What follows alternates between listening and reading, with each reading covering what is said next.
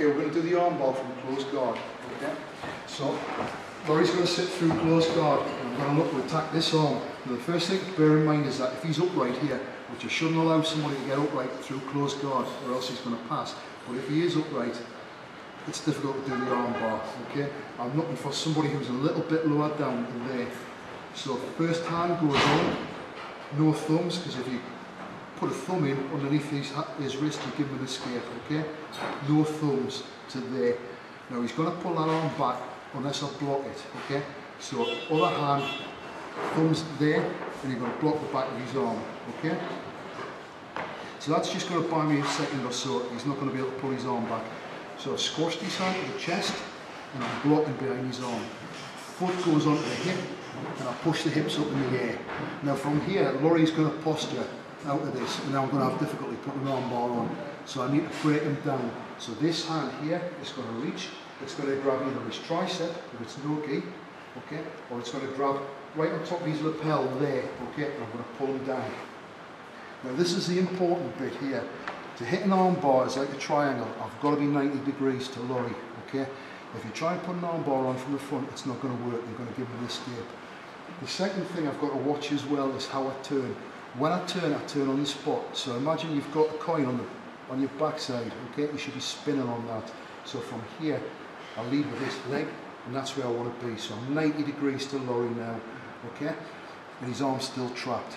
If I shrimp to try and get around, I've given him a mile of space to pull that arm into, so you can't create any space at all between you and your partner. So from here, pull him down, and then that leg there, notice I'm kicking up in the air, and then I'm bringing him back towards me. So his lat is there at the back of my knee. Again, I'm not going to control his body like that. It needs to come up, and it needs to pull him back. I've still got his wrist here. The next move I need to make is I swing this leg around his head, and then that's where I want to be. It should lie that way across the back of his neck. Again, if I'm not putting this on from the side, that's where the legs are going to be. That's not going to control his posture, and he's going to pass the guard that way. Okay, so I need to be 90 degrees to him. Now again, notice again I extend the hips up because I want the back of his neck into the back of the knee. That's not good enough. If there's space there, again, you can posture out of that. If Laurie tries to posture up, you'll get out. Okay?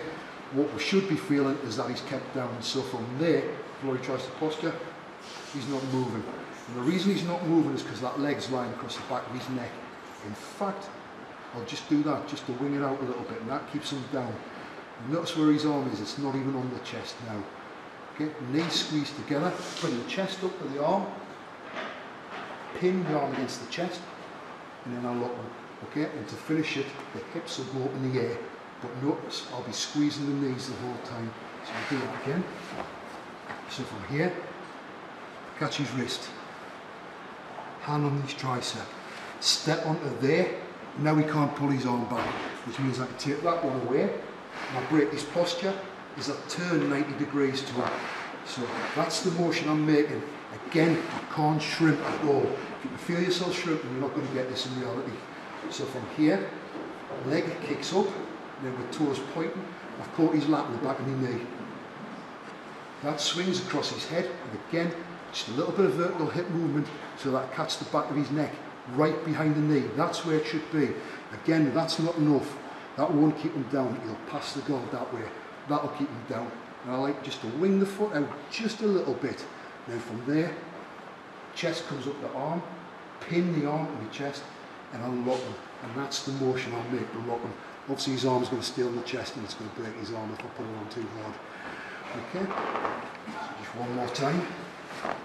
So grab, step on the hip, grab to there, and I turn on the spot.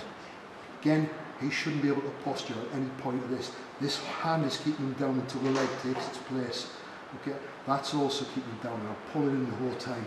From there, I swing that leg over his head, making sure that the back of his neck goes at the back of the knee. Now I can take that hand away. That was keeping his posture down.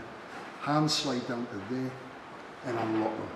Okay, and that end position there should feel tight. You should have real difficulty posturing out of that.